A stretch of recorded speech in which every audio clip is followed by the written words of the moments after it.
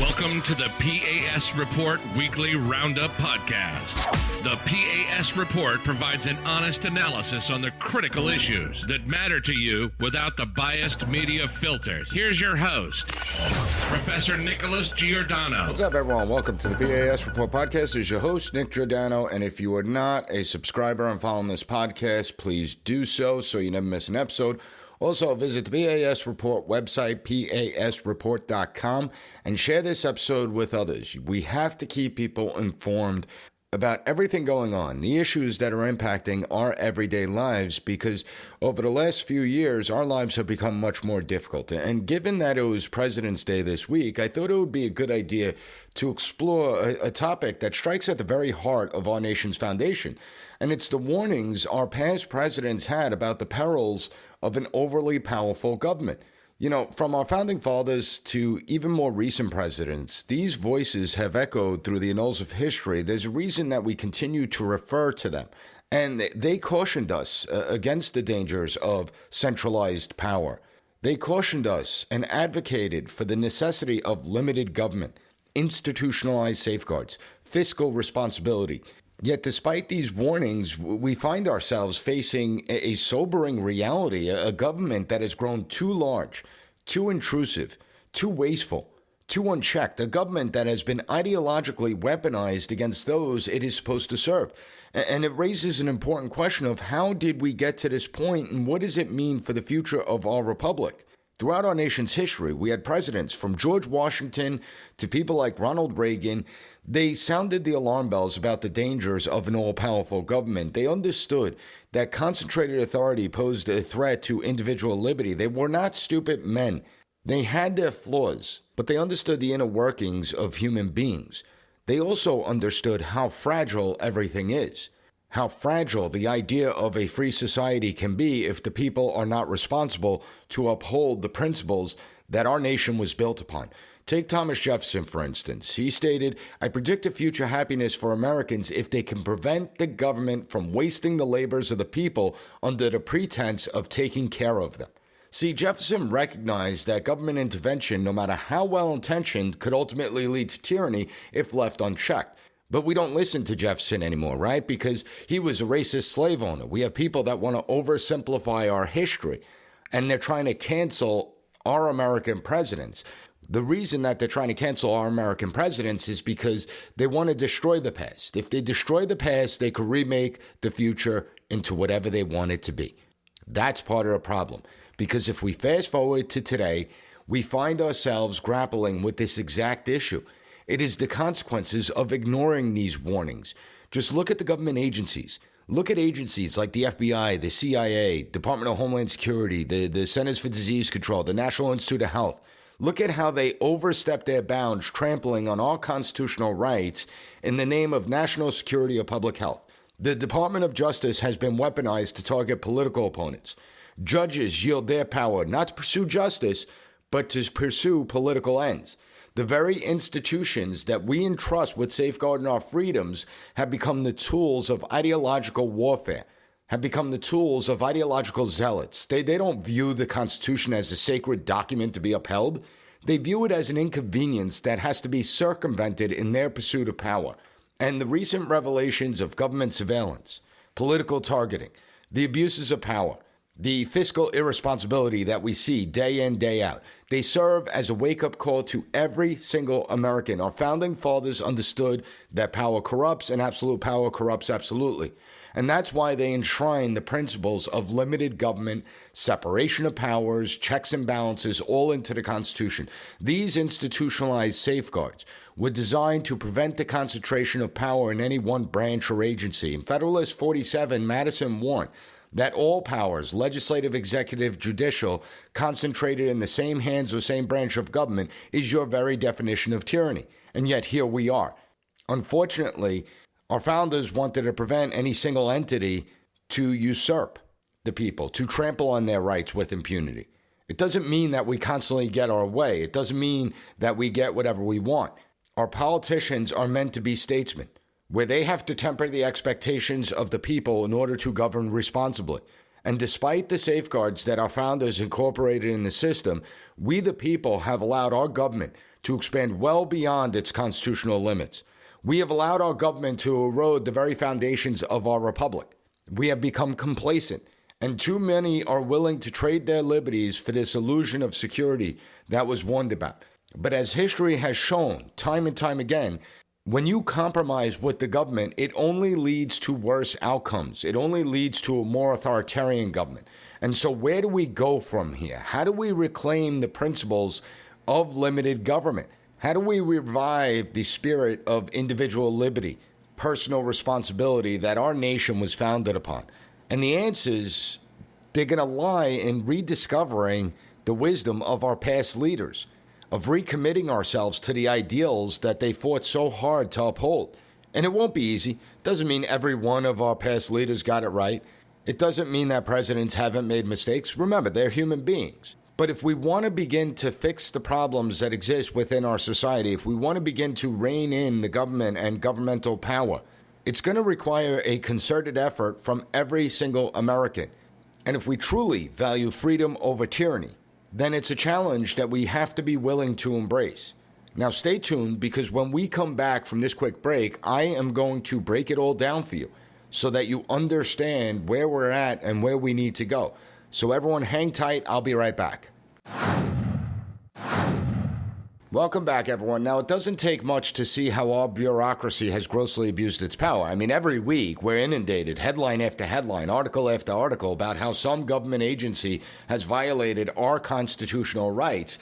And yet most people will remain silent without a care in the world. They'll have their heads buried in the sand. See, as long as they're distracted by the luxuries that they get to enjoy in life, they're okay with these abuses that are taking place. But what they don't realize, what many of you may not realize, if it all comes crashing down tomorrow, the luxuries you enjoy today will be gone. They won't exist, and life will become much more difficult. And then we're going to regret sitting idly by doing nothing to actually incorporate some accountability within the system. I mean, just look at the recent politicization of government agencies, whether it's the FBI or the CDC. It should raise serious concerns about the integrity of our institutions. Instead of serving you, the American people, that's what public servants are. They are servants to the people. Instead of serving as public servants, they believe that public service means to rule over. And these agencies have become battlegrounds for partisan politics. We see it every day. Loyalty is to an ideology.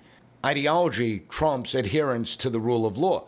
And the consequences of this ideological warfare are far-reaching. It undermines public trust in the very institutions that are meant to protect and serve us. Just look at the CDC, the NIH, and the medical establishment and what they did throughout the coronavirus. I mean, I can't call the medical establishment a respected institution anymore, especially as they're promoting the idea of giving hormones to little kids in order to change their sexual identity, performing surgeries, life-altering surgeries that cannot be reversed. I can't respect an institution like that. When we see what took place during the coronavirus, where you had government officials, both elected and appointed, acting like little Mussolini wannabes, how could I respect that? And now we have new data available, right? We have data about the jab. It turns out that Americans had a right to be skeptical and refuse it. Now, sadly, those that did refuse it were viciously attacked. Many lost their livelihoods. They were fired from their jobs because they had questions. They refused to obey these tyrannical decrees. But the results are in the largest vaccine study, and the results are startling. When it comes to the COVID vax, findings found increased neurological, blood, and heart-related issues. Remember, when that was all conspiracy theory, that if you said that, you were silenced, you were censored, you were kicked off social media. People looked at you as a tinfoil hat conspiracy theorist. See, we couldn't ask questions, and any criticism, you got a label. You might have gotten your kids all the vaccines that were required for school, but if you dare question the COVID, well, then you are a vax denier. You are anti-vax. And it's infuriating because you hardly see any coverage of this new study that came out. And when you do see coverage, they try and minimize its findings. For instance, in a Bloomberg article, they stated that the shots were linked to only small increases in health-related conditions. Well, here's the first paragraph, and you see the weasels that they really are. Quote, vaccines that protect against severe illness, death, and lingering long COVID symptoms from coronavirus infection were linked to small increases in neurological, blood, and heart-related conditions in the largest global vaccine safety study to date.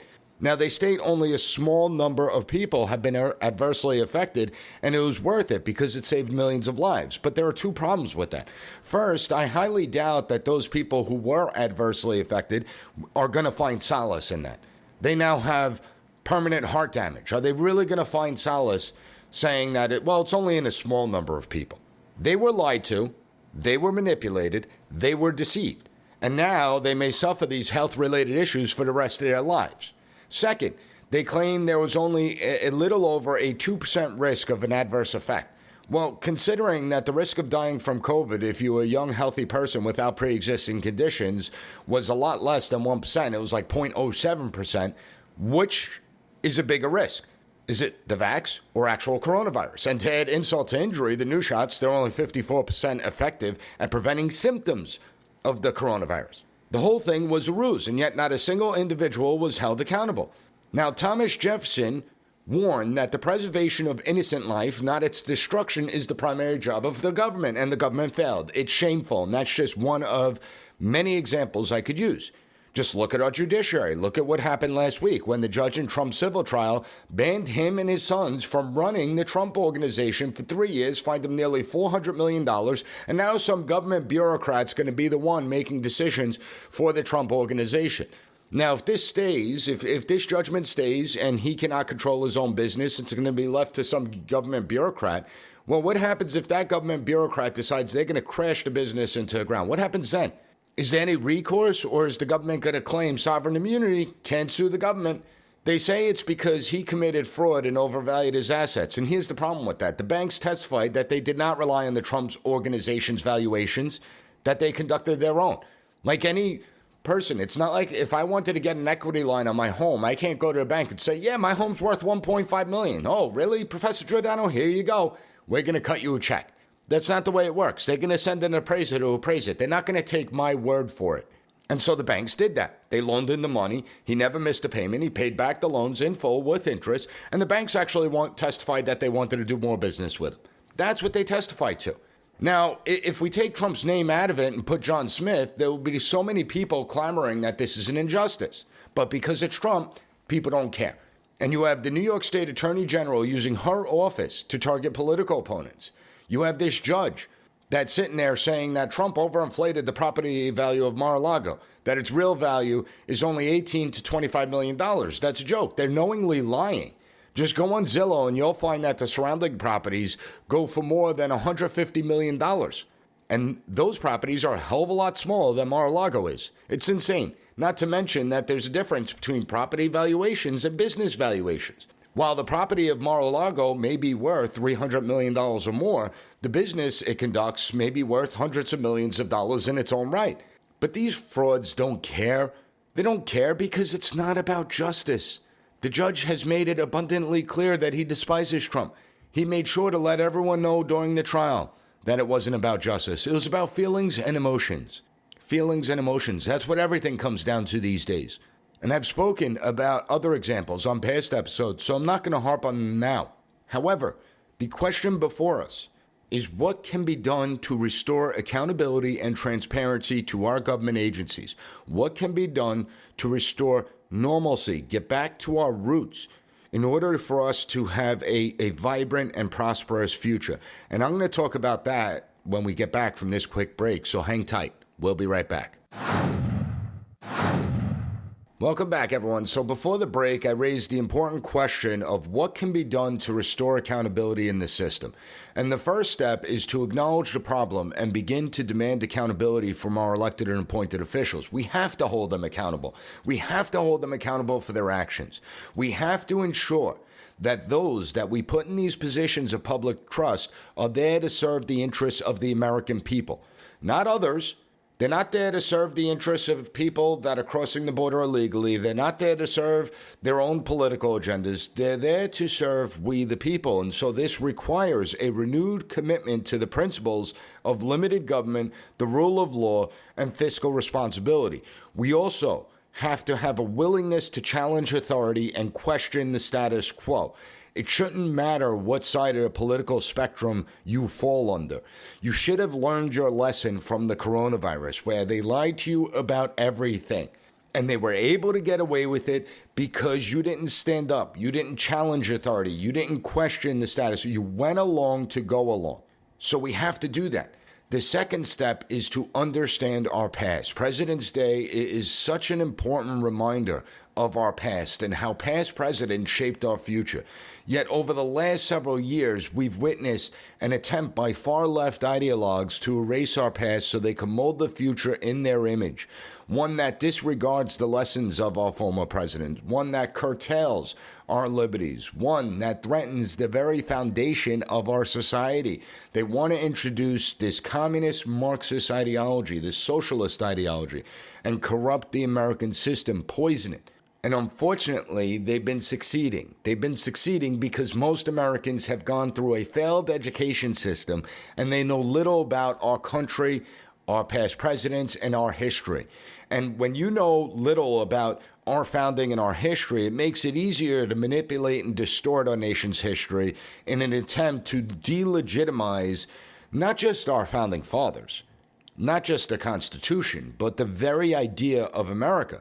And if you don't think manipulation is happening, well, I want to look at a recent survey that was done in honor of President's Day.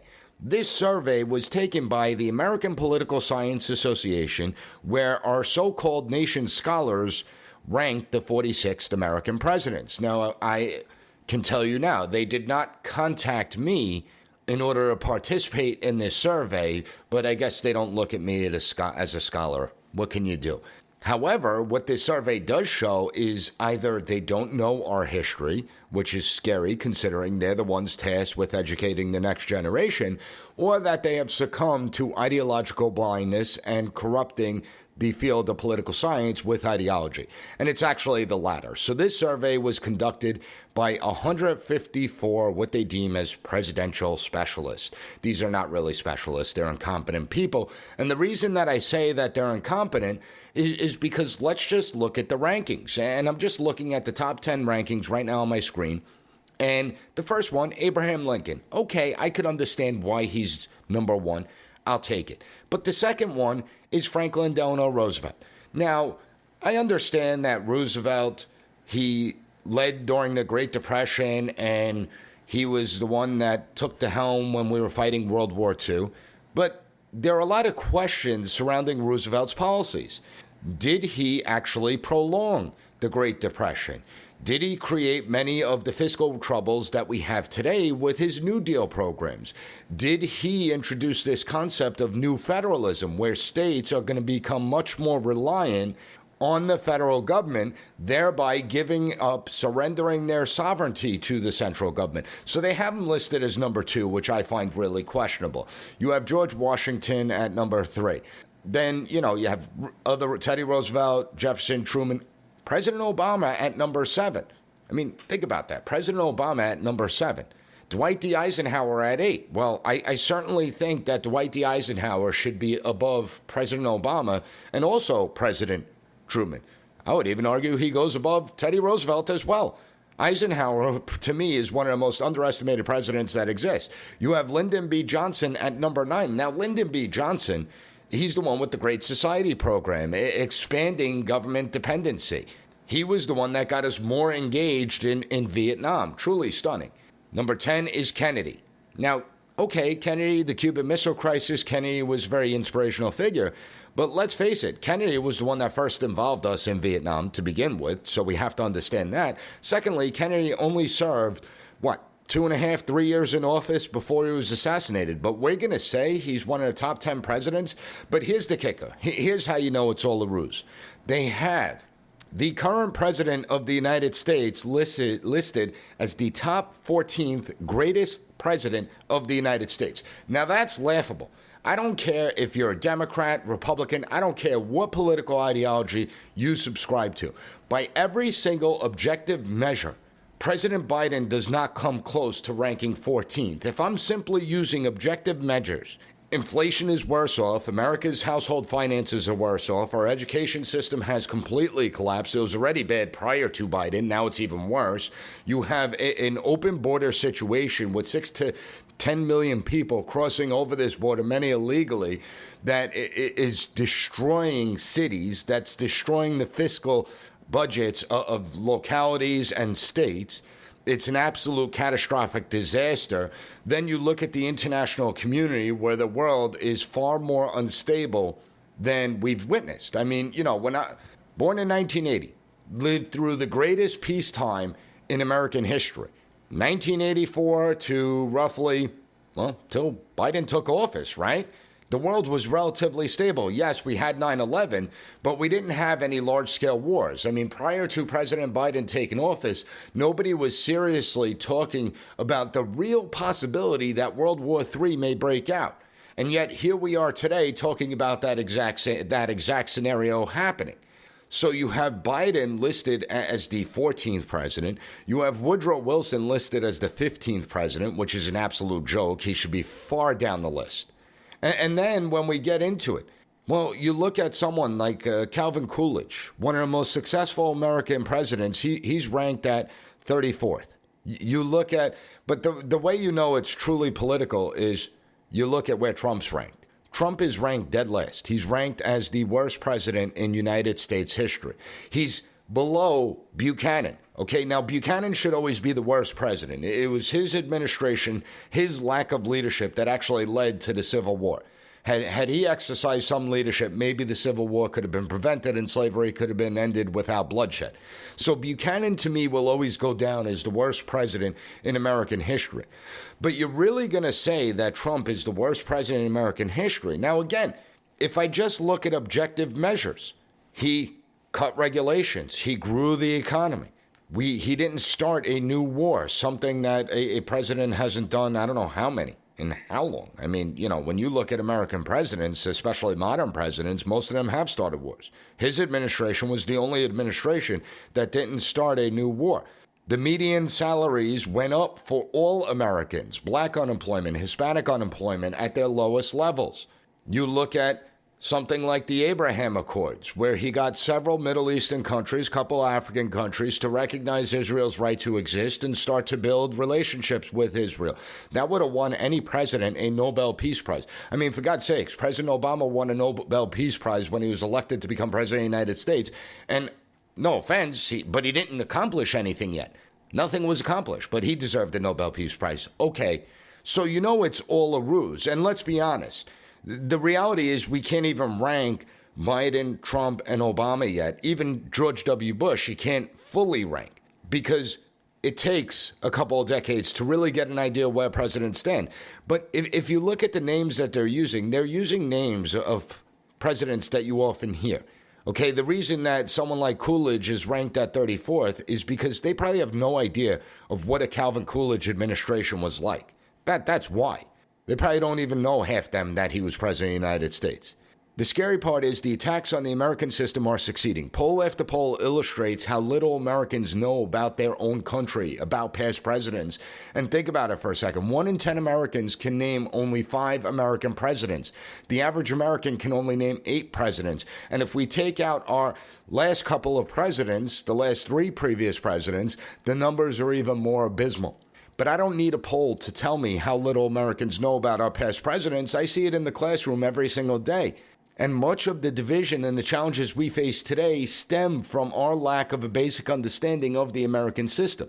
Past presidents are great examples to show the importance of courage and integrity during challenging times. There's a reason that we are facing horrible times right now. There's a reason that households are struggling. There's a reason that Americans are depressed. They're in a malaise. And it's because we don't have leadership right now.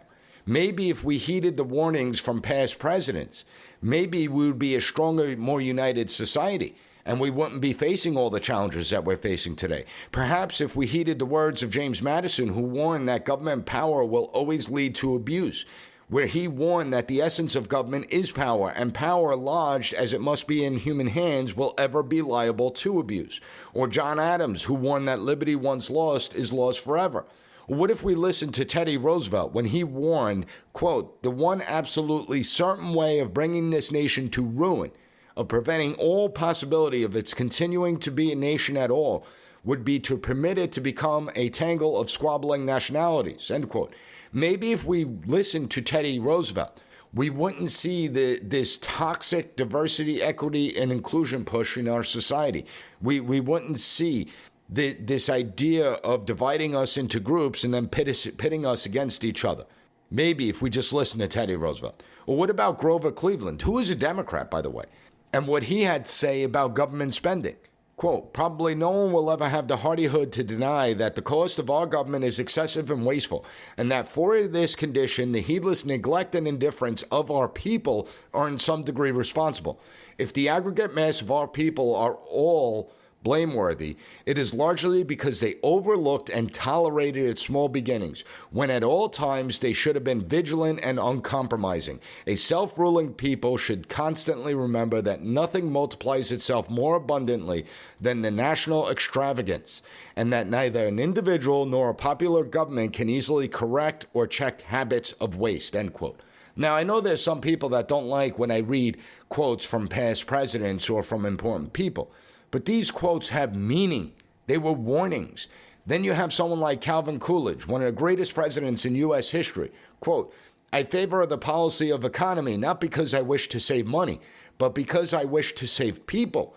The men and women of this country who toil are the ones who bear the cost of government. Every dollar that we carelessly waste means that their life will be so much the more meager. Every dollar that we prudently save means that their life will be so much more abundant. Economy is idealism in its most practical form. Now, when the Harding-Coolidge ticket won in 1920, get this, federal spending was at $6.4 billion.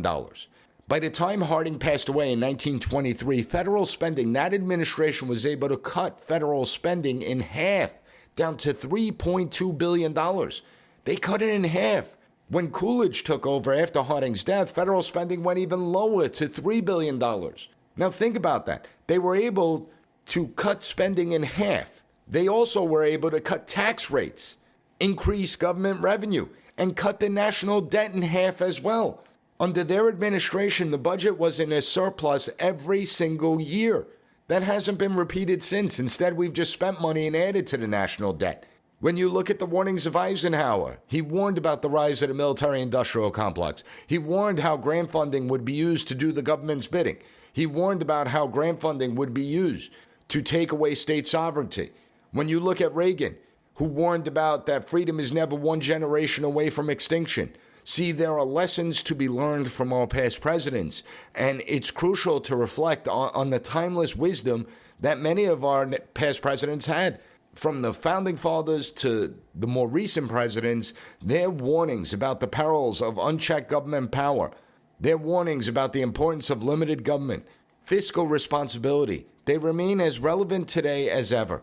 And we've witnessed the consequences of us, we the people, neglecting these warnings. As government agencies become increasingly politicized, infringing on our constitutional rights, eroding public trust, as spending is out of control, or politicians mortgaging our futures, mortgaging the futures of our children, it's on us.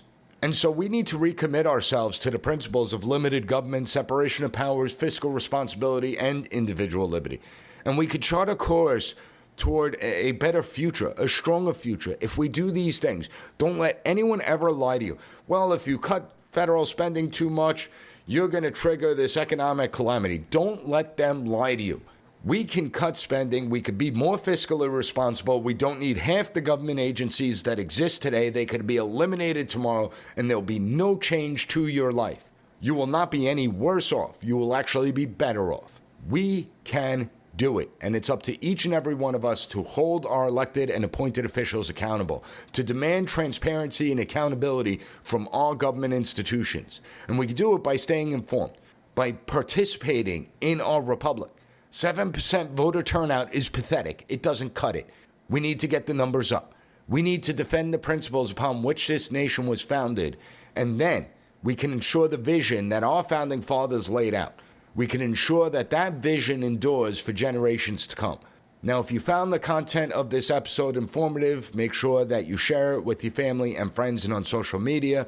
Also, on any podcast platform that allows it, take 30 seconds to write a review and leave the P.A.S. Report podcast a 5-star rating, and visit the P.A.S. Report website, PASreport.com. I want to thank you for joining me today, and until next time, stay vigilant, stay informed, stay engaged, and I'll be back next week with another great episode of the P.A.S. Report podcast. Thank you for listening to the P.A.S. Report Weekly Roundup Podcast. Have a good one. Bye. Be sure to rate, share, and subscribe to the podcast so you'll never miss an episode. Also, visit PASreport.com and follow us on Twitter at PAS Report.